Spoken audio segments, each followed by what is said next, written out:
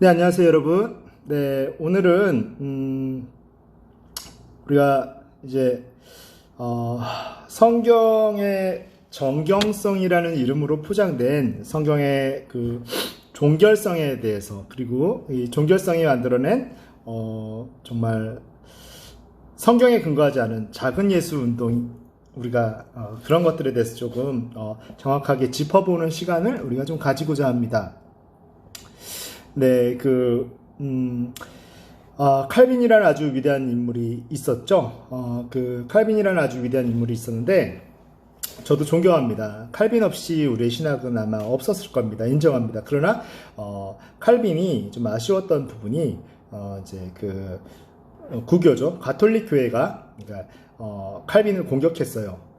칼빈의 약점이라고 생각되는 그러니까 은사가 나타나지 않는 거. 칼빈이 똑똑하고 정말 하나님의 어쩌면 은사 가운데 그러한 일들을 진행했을 수도 있는데, 하필이면 그 가톨릭 교회가 나타나지 않는 은사, 어떤 뭐 기적이라든지 이런 것들, 그것은 칼빈의 은사가 아니었을 수도 있는데도 불구하고, 그냥 칼빈에게는 은사가 없다. 너는 그러니까 하나님의 사람이 아니다라고 인신공격을 한 거예요.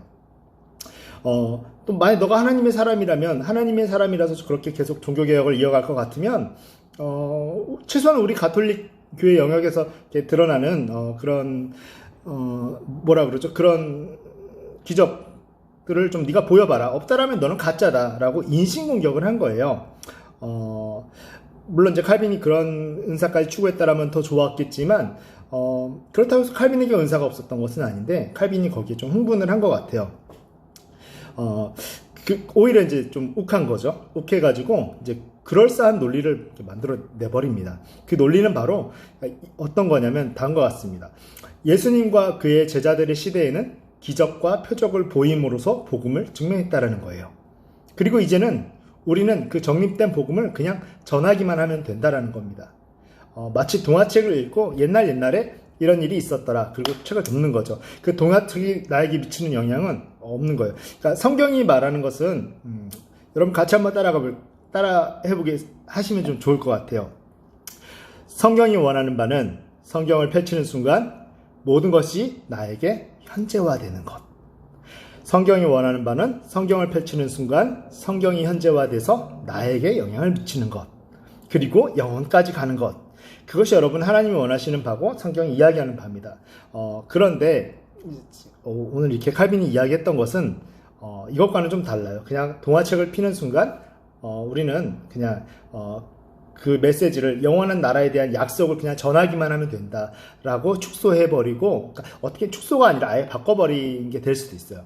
이것이 바로 성경의 그 정경이라는, 66권이면 충분합니다, 성경이면 충분합니다라고 했던 그 성경의 정경성으로 포장된 성경의 종결성입니다.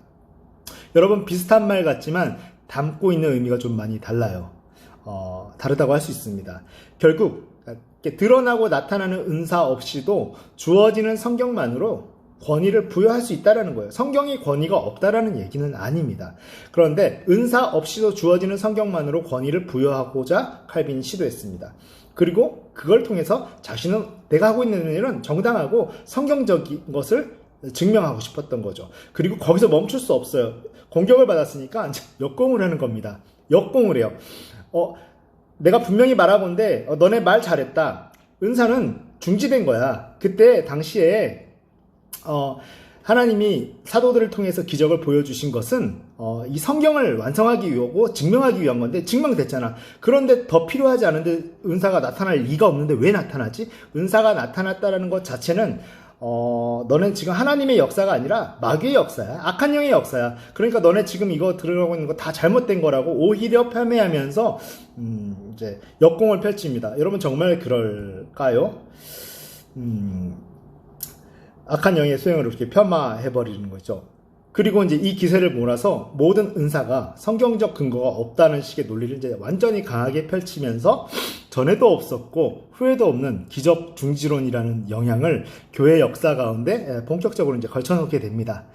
물론 칼빈이 종교 개혁을 일으켰던 시기에 가톨릭 교회와 그의 교리, 그런 가톨릭 교회의 상황들은 엉망이었어요. 그러니까 성경적인 초대교회에서 나타나는 은사와는 거리가 멀었어요. 물론 은사가 은혜 가운데 하나님의 긍휼하신 가운데 가톨릭 교회에도 은사가 나타나고는 있었지만 그 은사를 남용하고 오용하고 또는 오해석하는 일들은 빈번했어요. 그러니까 코에 걸면 코걸이라고 얼마든지 그거를 칼빈처럼 이야기할 수 있는 상황은 맞아 사실은 그랬습니다. 그렇지만 이것을 감안하더라도 칼빈이 그렇게까지 폄훼해서는 좀 안 되었던 것 하면 안 됐었어요. 근데 하지만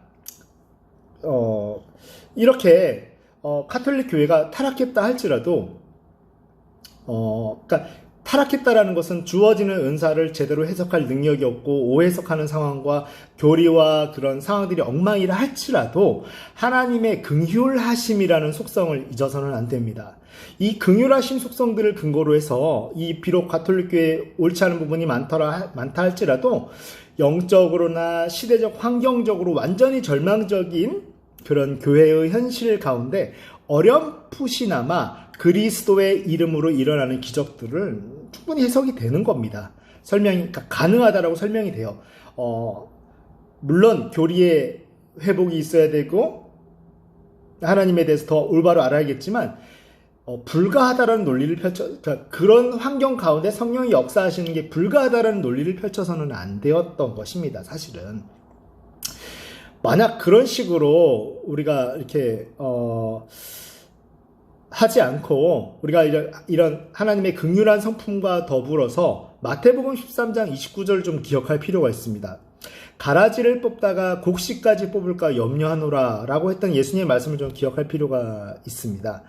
하나님의 이러한 오래 참으심이 없다라면 우리 인류는 구속의 역사, 예수 그리스도의 십자가 사건을 전후한 구속 역사까지 오지도 못했을 거예요. 근데 이런 긍휼하심의 성품을 본다라면 구약시대는 말할 것도 없고 엉망이었던 사사시대는 말할 것도 없고 지금도 마찬가지고 가톨릭 교회도 마찬가지고 성령이 역사하는 게 불가능하다라고 얘기해서는 안 되는 거죠. 그런데도 역사하시는 하나님이 왜 역사를 못하세요? 물론 역사하는 역사 받는 피동되는 받는 주체가 객체가 올바르지 못하면 그것에 문제가 있을 수는 있지만 그렇다고 해서 부어지는 것이 불가능한 건 아니잖아요. 그런데 그 부어지는 게 불가능하다라고 논리를 펼쳐버린 거기서 문제가 있는 거예요. 저는 그 환경이 올바랐다고 얘기하고 싶은 것은 아닙니다. 그러나 그것이 올바르지 않은 환경 가운데 성령의 역사가 불가능하다라는 그런 논리는 조금 우리가 잘못된 것이죠. 어쨌든 이러한 하나님의 긍휼하신 속성만 봐도 이렇게 올바르지 못한 것에 성령이 역사하지 못하고 그리고 또 그것은 끝났다라는 논리는 또 의미가 없는 것이죠. 우리가 좀 하나님의 긍휼하신 성품에 관해서 좀 예를 들어볼 필요가 있습니다. 성경에서 예를 들면 야곱의 예가 있을 수 있는데요. 야곱이 아내를 둘을 취했죠. 물론 그의 삶은 그렇게 행복하지는 않았던 것 같습니다. 그로 인해서만큼은. 그런데 하나님이 허락하셨던 것으로 뉘앙스가 나와 있어요. 그런데 하나님은 원래 어떻게 말씀하셨냐면 창세기에서부터 사람이 그 아내와 한 몸으로 연합할 것. 그러니까 일부일처제를 말씀하셨어요. 이 일부일처제를 말씀하신 그 하나님의 진실되고 참되고 아름답고 하나님의 그 온전하신 그 일부일처제의 로 인해서 사람이 행복할 수 있는 하나님이 지향하시는 그 원리와 야곱의 그것이 매칭이 되나요? 안 되죠. 그런데도 하나님이 암묵적으로 허락하신 것, 그러니까 여러분 암묵적으로 허락하신 것과 긍정적으로 적극적으로 허락하신 것은 얘기가 완전히 다릅니다. 어쩔 수 없는 가운데 암묵적으로 허락하신 것이에요. 그러니까 하나님이 긍휼하심으로 이런 것들은 그냥 넘어가기로 결정하세요. 왜냐하면 하나님이 원래적으로 원하시는 바가 아니고 원래적으로 원하시는 모습이 아니에요. 야곱의 이런 일부 이처제라든지 이런 것은 그럼에도 불구하고 하나님의 긍휼하심으로 넘어가셨다라고 우리가 생각을 해야 되는 거죠. 다시 말하면 이런 긍휼하심이 기본이 되지 않으면 모든 것이 설명이 안 되는 겁니다. 아무도 은혜를 받을 자격이 없다라는 겁니다. 그런데 이런 긍휼하심이 아닌 온전함을 근거로 했다라는 것은 온전해야만 하나님의 은혜를 받을 수 있고 또는 그렇게 할 수 있다라는 것은 그런 논리는 좀 잘못된 거죠. 야곱 역시 하나님 앞에서는요 한없이 부족했고 하나님이 쓰시기에 온전했다라고 할 수 없어요. 그의 삶을 보면 말하는 것부터 시작해서 결정하는 것, 머뭇거리는 것, 모든 것이 다 엉망이었던 사람이고 얍삽하기가 그지없었어요. 어떤 학자들은 뭐 야곱이 변화되었다라고 얘기하지만 처음부터 끝까지 얍삽함이 점진적으로는 줄어들었을진 몰라도 그 머리 굴림과 얍삽함은 계속 성경에서 이렇게 좀 느낄 수 있는 부분입니다. 그러니까 온전하지 않았다라는 거예요.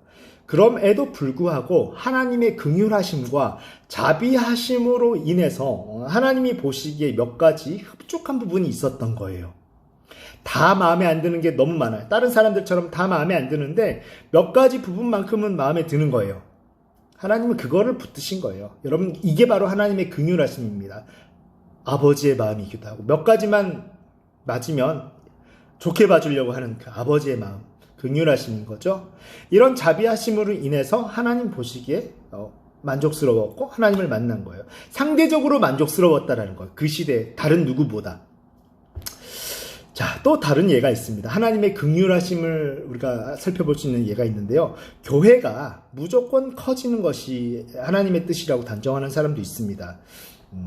그렇게 단정할 수 있을까요?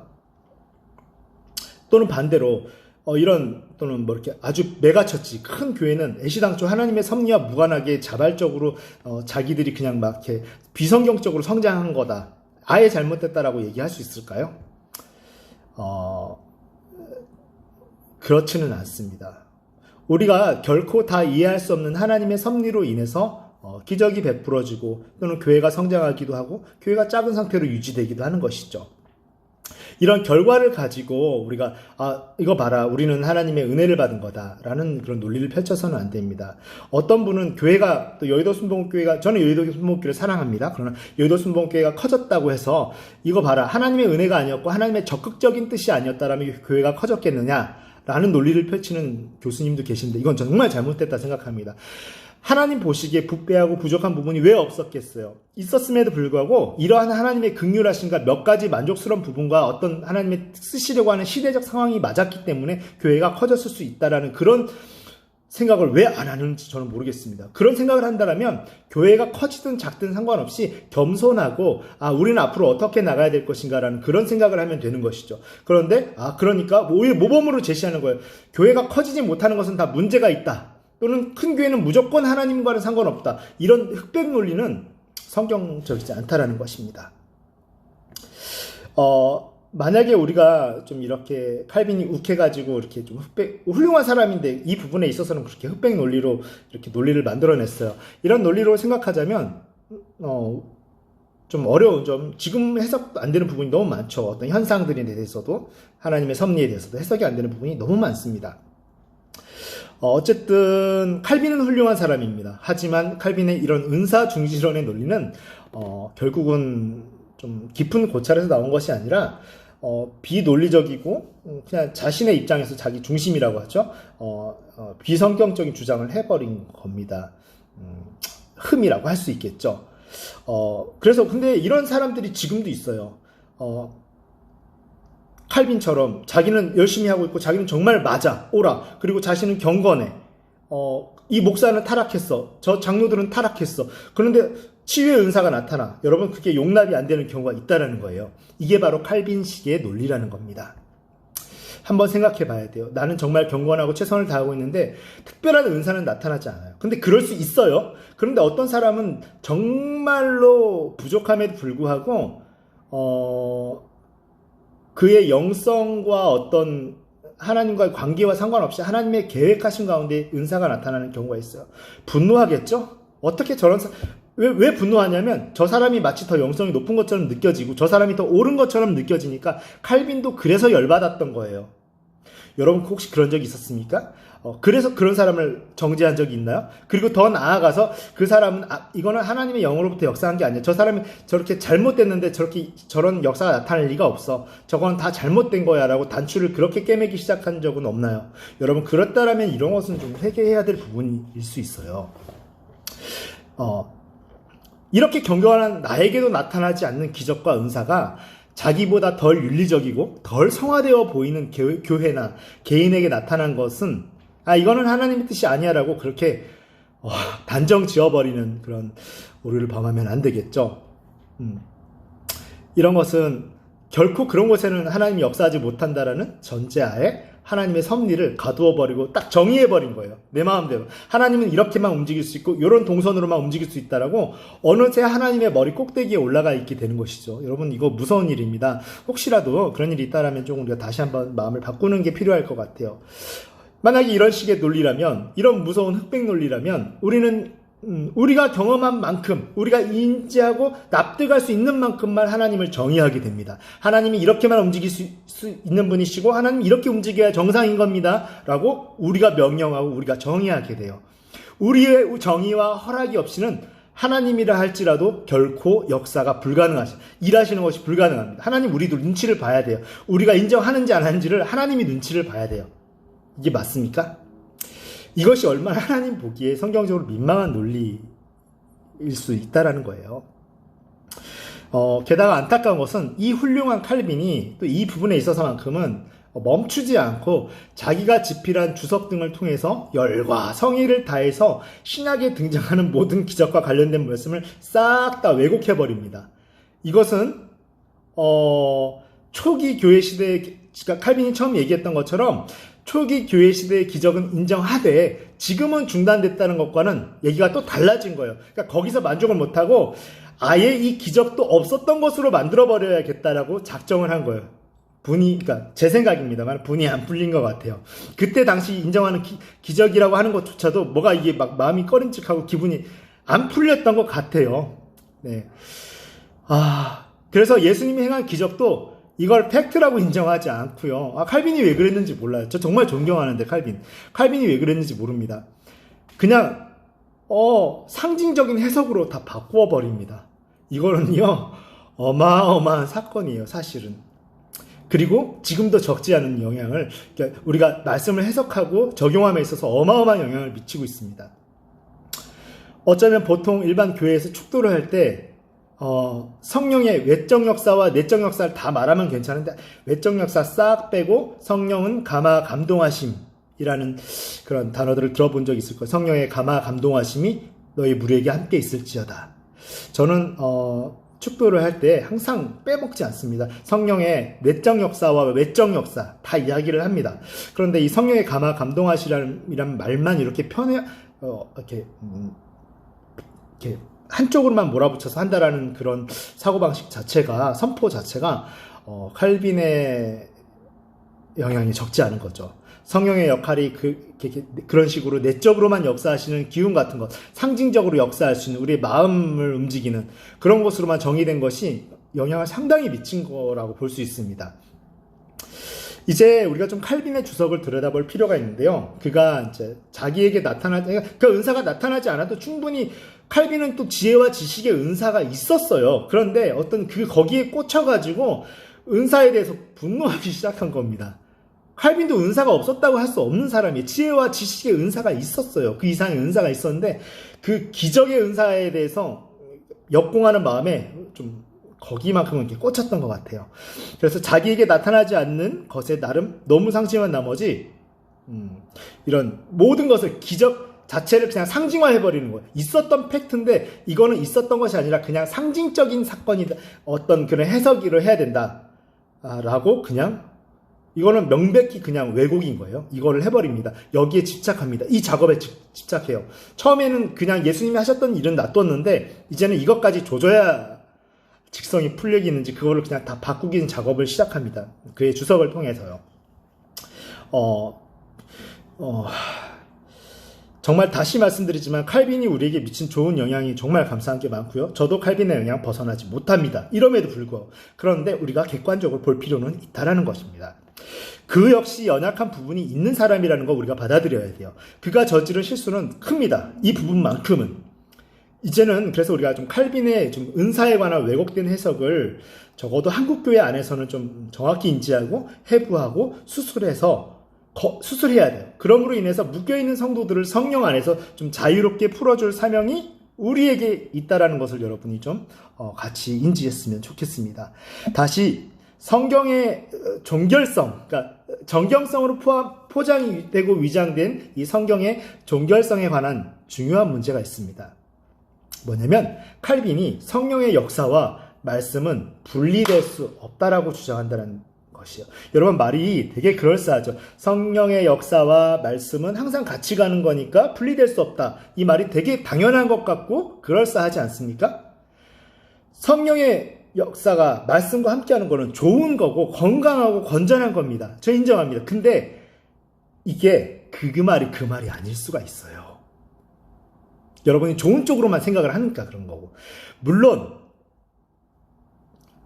그러니까 칼빈의 그 당시에 하나님의 주권적인 섭리 가운데 기적이 일어났음에도 불구하고 사실상 교회와 성도들의 그 지적 수준이나 이런 것이 해석적인 미성숙함이 있었을 거예요. 해석함에 있어서 오해석하고 오용하고 잘못 그 은사들을 활용하는 것들이 있었을 거예요. 그래서 은사들을 잘못 권위를 주장하고 그렇게 돼서 야기되는 문제가 많았을 거예요. 칼빈이 거기에 대한 반감도 있었을 거예요. 그런데 그 반감은 저는 이해를 합니다. 그럼에도 불구하고 그 반감이 그렇게 나타나서는 안 되는 거였어요.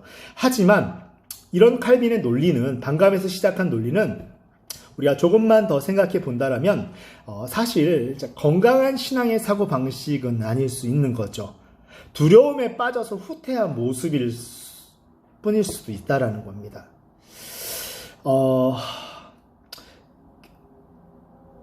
어쨌든 사실 그냥 성령의 결론은요. 성령의 역사는 말씀과 분리할 수 없다라는 것은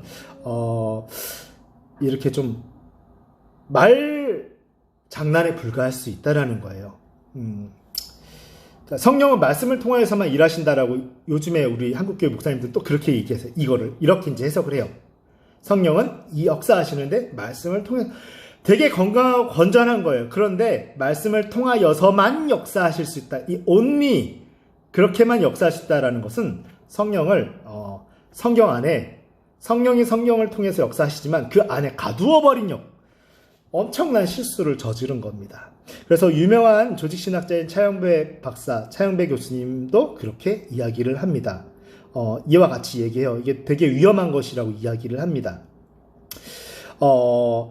어쨌든 그래서 우리는요, 일단 먼저 좀 이렇게 기록되어서 주어진 말씀이, 그러니까 성경이죠. 성경이 무엇이냐라고 했을 때 기록되어서 우리에게 주어진, 전해진 말씀입니다 라고 우리는 정의할 수 있을 겁니다. 그러면 먼저 기록되어서 주어진 말씀이라는 이 성경이 무엇인지, 어떤 의미인지 우리가 좀 정확히 생각을 해봐야 될 것 같습니다.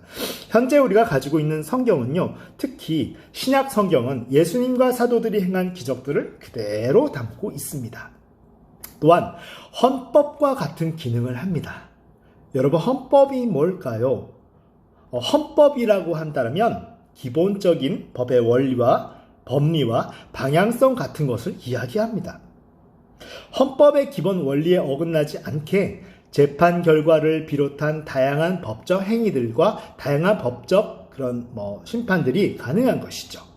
또한 이 헌법이라 하면 마치 우리나라의 장관이 각 관할국에 법무부 장관이 검찰국에다가 검찰총장을 좌지우지하는 것은 좋은 건 아니죠. 그러나 이런 정치적인 방향성을 제시하면, 이런 법적 원리들을 제시하면 거기에 어긋나지 않게 검찰의 그 어떤 이제 실제 행정 행위들과 사법 행위들이 이루어지는 것이죠. 되게 다양한 방법으로. 어떤 사람은 징역 3년, 어떤 사람은 집행유예. 그런데 똑같은 범죄를 지었는데도 어떤 사람은 집행유예, 어떤 사람은 3년. 이게 법적 원리, 동일한 법적 원리에 의해서 적용이 된 거라는 거예요. 같은 범죄를 지었는데도 그 법적 원리에 의해서 그런 판결이 나올 수 있다는 겁니다. 여러분, 이게 중요한 거예요. 이게 헌법의 원리인데요. 그렇게 위배되지 않게 역동적이고 버라이어티한 아주 다양한 일들이 구체적으로 행해지는 것과도 비슷하다고 할 수 있어요. 우리가 성경을 피는 것 자체는 그 헌법을 피는 거예요. 그리고 우리는 재판장이 되는 겁니다. 그래서 다양한 성경의 역사를 경험하는 거예요. 그런데 성경의 그 원칙과 원리와 반하지 않아요. 반하면 이단이 되겠죠? 성경의 원리에 위배되지 않게 우리는 다양한 역사를 매일 현재적으로 일으키는 겁니다. 성령 안에서. 여러분, 이 말이 그 말과는 다른 것이에요.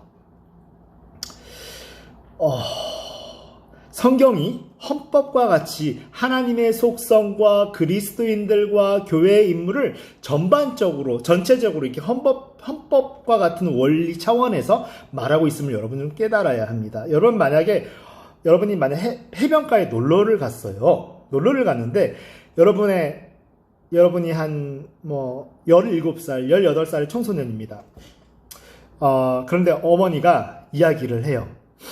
저 포인트는 위험하니까 저 지점에서는 놀지 말아라 라고 했습니다. 여러분, 그런데 해변가에 간 목적이 뭐예요? 놀러 간 것이죠. 그럼 어떻게 하면 됩니까? 그 지점 빼고 마음껏 자유롭게 놀면 돼요. 마치 하나님의 그 신성을 모독하지 않는 선에서 아담에게 이름을 지어보라고 자유의지를 준 것처럼 우린 자유의지를 가지고 마음껏 놀면 돼요. 하지 말라는 것을 하지 않고 거기서 다양한 것들을 통해서, 다양한 모션들을 통해서 하나님을 기쁘게 하면 되는 것입니다. 성경을 핀다라는 것은요, 우리가 해변가에 놀러 가는 것과 같고 아담에게 이름을 지으라고 해서 우리가 이름을 짓는, 고민하는 작업과 같은 것입니다. 이해가 되시죠? 그런데 여러분이 만약에 그 지점에 가서 엄마가 그 지점에는 가서 놀지 말라 해서 이 지점은 나빠요, 이 지점은 나빠요, 저 지점은 좋습니다 라고만 계속 앵무새처럼 외우고 있다라면 여러분, 그게 엄마가 기뻐할까요? 가족들이 기뻐할까요? 그 지점에서만 빼고 어디선 다 놀아도 그 처음에 엄마의 오더, 엄마의 그 부탁에는 위배되지 않았어요. 맞습니까? 여러분, 성경은 헌법이고 바로 그것을 이야기하고 있습니다. 그런 하나님의 원리에서 이름을 짓는 행위들을 하고 여러분, 다양한 모션들이 일어나야 돼요. 성경을 핀다라는 것은요, 앵무새처럼 칼빈이 말한 것처럼 그것을 하는 것이 아니라 동화책을 읽듯이 옛날에 그런 일이 있었습니다.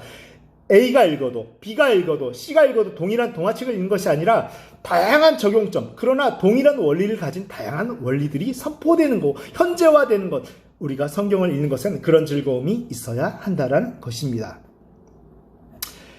우리가 아담 때의 범죄함으로 잃었던 권세를 비롯한 그 기적이라 불리는 신유등을 우리는 다 잃었어요.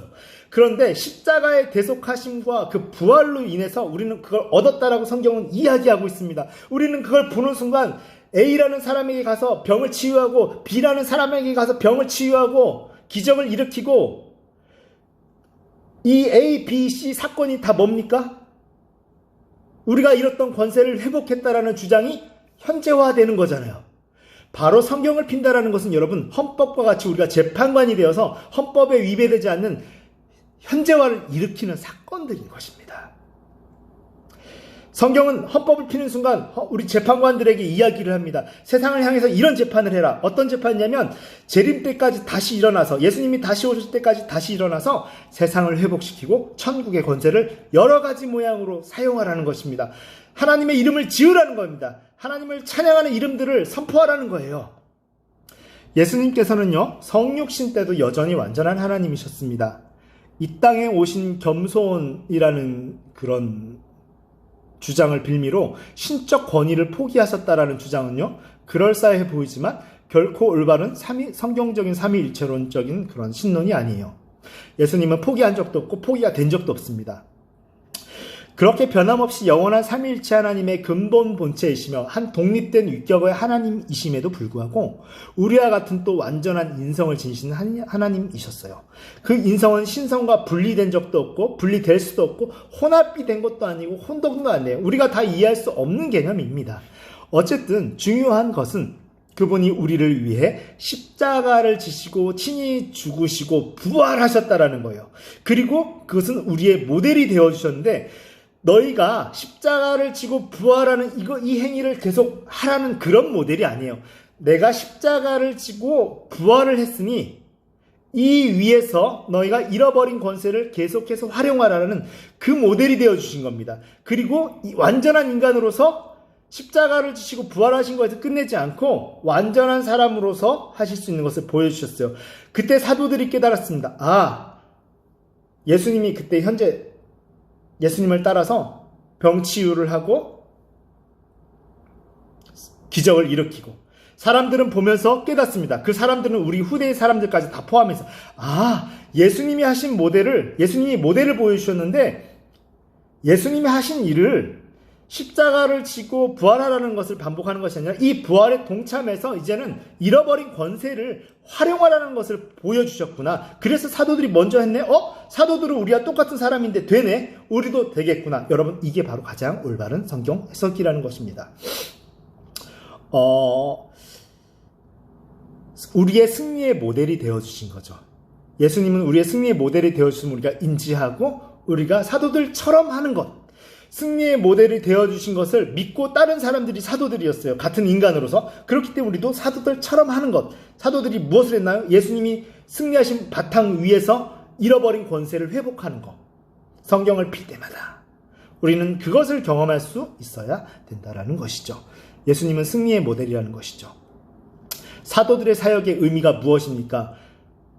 우리가 할 수 있다는 것을 계속 그렇게 해서 확증해 주는 것이지, 결코 예수님 시대의 특별한 은사들을 행한 어떤 성경에만 존재할 인물들의 이야기가 절대 아니라는 겁니다. 그럼 여러분 그냥 동화책이 불과한 거예요. 다시 원점으로 돌아가 있습니다.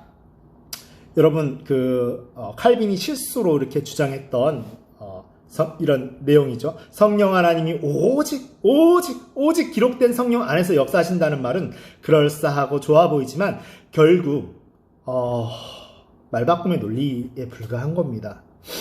성령 하나님께서는요, 헌법과 같은 성경의 원칙 아래 무궁무진하게 다양한 방식으로 역사하시고 우리도 그렇게 행하기를 원하십니다. 그렇게 도우실 것이고요.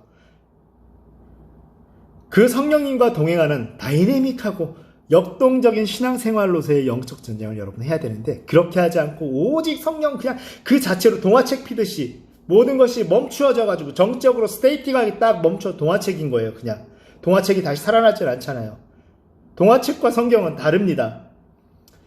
성경의 글자 그대로 외에는 아무것도 인정하지 않는 거예요. 이게 옳아요. 그건 마치 그 물가에 놀러 가서 엄마가 이 포인트에는 놀지 말라 그랬어, 엄마가 이 포인트에서는 놀지 말라 그랬어, 이것만 반복하고 오는 것과 똑같습니다. 이게 바로 동화책이 읽는 거예요. 반복하는 거죠. 여러분, 헌법은 반복하는 게 아닙니다.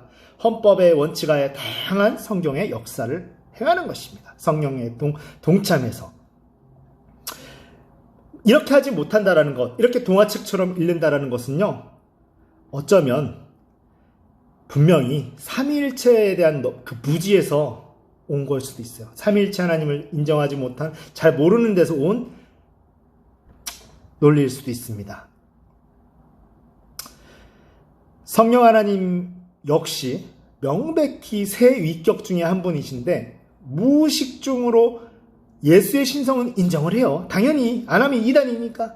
그런데 성령 하나님을 묘하게 인정하지 않습니다. 하나님의 그냥 어떤 삼일체 하나님의 숨결이나 성부 하나님의 숨결 또는 기운 등으로 그냥 딱 간주를 해버리고 치부해버립니다. 이해할 수 없는 사고방식인데 이런 게 무의식적으로 반영된 거예요. 그래서 성령님은 그냥 말씀을 비유적으로 깨닫게 하시는, 즉 그냥 감동하게 하시는 딱 그 정도의 존재로 격화시키고 정의해버리는 거죠. 여러분, 성경을 원칙 삼아서 살아계신 성령 하나님께서 미래의 일을 예언하게 하시고 물리적으로 병도 고치시는 일은요, 그들에게 용납이 되지 않는 거예요. 그냥 정경의 완성이라는 정당성을 오용해가지고, 그러니까 은사 중지론자들이 고립시키고 폐쇄시킨 성경을 벗어나면 싫은 거예요. 벗어나지 말고 내가 폐쇄시킨 거기에 그냥 있으라는 거예요. 그런 일로 간주되어 거예요. 우리가 그렇게 역동적인 일을 행하는 것은 그들에게 용납이 되지 않는 것이죠. 그래가지고 이거를 더 막기 위해서 성경의 종결성이라는 묘한 그럴싸한 표현입니다. 성경은 종결됐으니까 동화책 피듯이 그냥 읽으세요. 이게 종결성이에요. 여러분, 그 말이잖아요. 그러다 보니까 여기에 영향을 받으면 역동적이고 다이내믹하지 못한 그런 종교 생활을 뭔가 좀 대체할 만한 게 필요합니다. 바로 이것이 바로 여러분이 어쩌면 잘 알고 있을 작은 예수라는 그 운동이에요. 아까도 말씀드렸지만 예수님이 죽으시고, 근데 죽는 거는 예수님만이 할 수 있어요. 그런데 예수님만이 죽고 예수님만이 부활할 수 있어요. 우리는 부활할 수 있어요. 그러나 그 부활에 이제 우리의 능력이 돼서 그 부활에 동참하는 거예요. 그렇기 때문에 우리도 부활할 수 있어요. 우리의 죽음은 능력이 없어요. 그냥 예수님이 죽으셨고 부활한 거에 거기에 동참하는 거예요. 그런데 이 작은 예수 무브먼트는 뭐냐면 기적 같은 거는 모르겠고 우리 앵무새처럼 계속 반복하자. 예수님이 행하시는 게 얼마나 숭고한 일이냐. 그러니까 우리도 죽고 우리도 고난을 하고 계속해서 예수의 고난에 동참하자. 예수님이 퍽도 좋아하시겠습니다. 예수님이 원하는 건 그게 아니거든요. 우리가 청빈한 삶을 사는 것과 예수님이 바탕 위에서 우리가 능력을 행하는 건 다른 거잖아요. 그런데 어차피 너희들은 할 수도 없는 일을, 나만이 할 수 있는 일을 너희가 반복한다고 하고, 예수님이 죽으시고 부활한 이유가 뭐예요? 그 위에서 회복된 권세를 행하라는 뜻이거든요. 그런 모델을 보여주셨는데, 작은 예수라는 그런 백투더 작은 예수, 백투더 패션, 그러니까 고난으로 돌아가는 거예요. 그것만 반복하겠다라는 게 바로 작은 예수 운동. 좋아 보이죠? 여러분, 좋은 거 아닙니다. 절대로. 그런 지향점으로 또 운동을 일으켰어요. 여기에 많이들 현혹했죠. 결국에는 이원론적이고 영지주의적이죠. 그냥 왜냐하면 고난 가운데는 소망이 없는 거예요. 예수님 따라서 나중에 천국 갈 거니까. 이거는 기독교 신앙이 아니에요. 그냥 유토피아적이고 언젠가는 있을 내세의 그런 신앙을 꿈꾸는 거죠. 그러니까 쉽게 말하면 이 땅에서는 하나님의 나라의 승리가 나타날 필요도 없고 나타나서도 안 된다라는, 그러면 기적도 일어나서도 안 되고 병고침도 일어나서 안 된다라는 그런 종교성이 돼버린 거예요. 그냥 내세를 기약하는 종교성. 여러분, 마무리하겠습니다. 우리가 같이 한번 따라해 볼게요. 지금 이 순간이 완전하지 않더라도 하나님과 함께하는 의미 있는 출발점입니다. 영원을 향한 출발점이고 존재하는 사실이고 실제라는 거예요. 여러분, 그렇다면 의미는 언제부터 있어야 되나요? 예수 그리스도 안에서 지금부터 역동적으로 있어야 돼요. 우리의 인성이 온전하지 못할지라도 계속 바꿔가면서 의미는 있어야 된다는 겁니다. 우리가 윤리적으로 때로는 타락할지라도 그 은사는 행해져야 되고 계속해서 우리는 그 은혜를 사모해야 된다는 것입니다. 여러분, 오늘 이렇게 마치려고 합니다. 그래서 사실 논문의 원래적인 이 파트의 제목은 성경의 종결성에 대한 비판입니다. 근데 말이 어려우니까 정경성으로 포장된 성경의 종결성. 성경의 정경은 당연한 거죠. 근데 이 정경성을 위장한 거예요. 종결성. 성경의 종결성이 무엇입니까? 그냥 동화책 읽듯이 읽으라는 거예요. 사고방식이 아예 다른 거죠. 여기서 나온 것이 뭐냐면 작은 예수 운동. 여러분, 작은 예수 운동, 물론 예수님의 고난을 기억하고 감사하는 것과 작은 예수로 돌아가서 그 일만 앵무새처럼 하는 것은 예수님이 좋아하시는 게 아닐 겁니다. 여러분, 어쨌든 여기까지 하겠습니다. 질문 있으면 남겨주시고요. 언제든지 또 그리고 필요한 주제나 이슈 등을 말씀해 주시면 제가 에너지와 시간이 허락하는 한 그런 강의를 제작해드리고 또는 질문에 성실히 답변해 드리도록 하겠습니다. 여러분 감사합니다. 사랑하고 축복합니다.